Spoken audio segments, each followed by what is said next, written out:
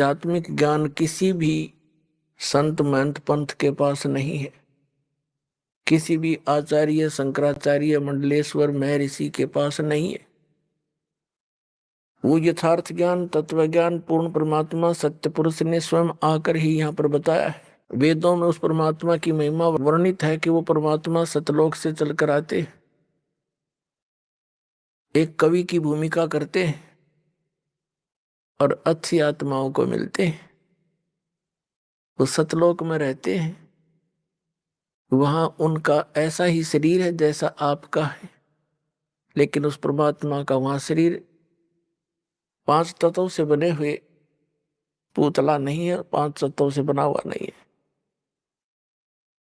परमेश्वर के एक रोमकूप में करोड़ सूर्य मिला दे, करोड़ चंद्रमा, उसका उनकी रोशनी भी उस परमात्मा के एक रोमकूप की रोशनी से कम पड़े, इतना तेज है। वहां पृथ्वी है, सतलोक एक पृथ्वी है, उसका भी प्रकाश है लेकिन सफेद कलर है उसका। वहां बाग बगीचे हैं, सफेद वृक्ष से सफेद उनके बहुत सुंदर फल लगते हैं। हर प्रकार के जो फल हैं वो अलग अलग फ्रूट है, सब काजू किस्मत सेब संतरे जो मेवा है। दूधों की नदियां सरोवर भरे पड़े हैं, झरने बह रहे हैं। वहां अमृत सरोवर है, जैसे गंगा जल यहाँ पर आया है। विश्व के वैज्ञानिकों ने सिर मार लिया, इसके बारे में जानकारी नहीं कर पाए कि ये खराब क्यों नहीं होता। वैसे जब इनका समझ में नहीं आती उसने बाईपास कर जाते हैं, छोड़ देते, और बाकी वैज्ञानिक पाके रहते हैं। बताओ इसका भेद क्यों नहीं खराब होता है? क्योंकि ये ऐसे लोक से आया है जहां के पदार्थ कभी नष्ट खराब नहीं होते। ये सतलोक से आई है गंगा, ये जल।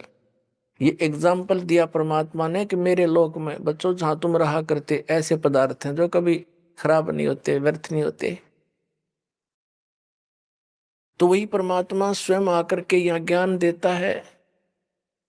और जिन महापुरुषों को वो मिले उन्होंने सतलोक में देखा उस परमेश्वर को, और फिर वापस पृथ्वी पर उनको छोड़ा। परमात्मा ने अपने गवाह बनाने के लिए एविडेंस दिलानी थी उनसे अपने बारे में कि कबीर इज गॉड, वो धानक रूप रहा करतार।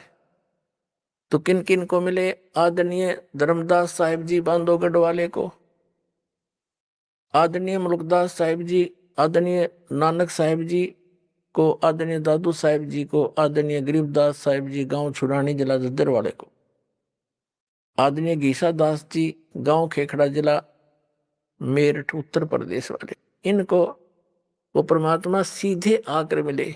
इन महापुरुषों की तो दास को जानकारी है, इनकी जीवनी से दास को पता चला। और फिर दास पर रजा हुई कि सतलोक कैसा है, वहां क्या है। तो वो दास ने भी आपके रूबरू किया, और इन महापुरुषों के भी जिनको आप मोक्ष प्राप्त मानते हो, उन्हीं के अनुभव से आपको ये भी सिद्ध किया कि ये भी यही बताते हैं, हमारे वेद भी यही बताते हैं, और स्वयं परमेश्वर ने भी आकर यही बताया कि वहां पर कैसी स्थिति है और कौन है परमात्मा। और अभी तक ये जितने भी पंथ हैं, या भी आपने सुना इन नकली पंथों संतों के इतिहास, इन का पता नहीं। और करोड़ों जीव डबो दिए, अपना जीवन नाश करया, लाखों का करोड़ों का को मिसगाइड करने का पाप अपने सर पर रख लेंगे। अब पता नहीं कहां प्रेत योनि में घूम रहे हैं। जैसे शिवदयाल जी को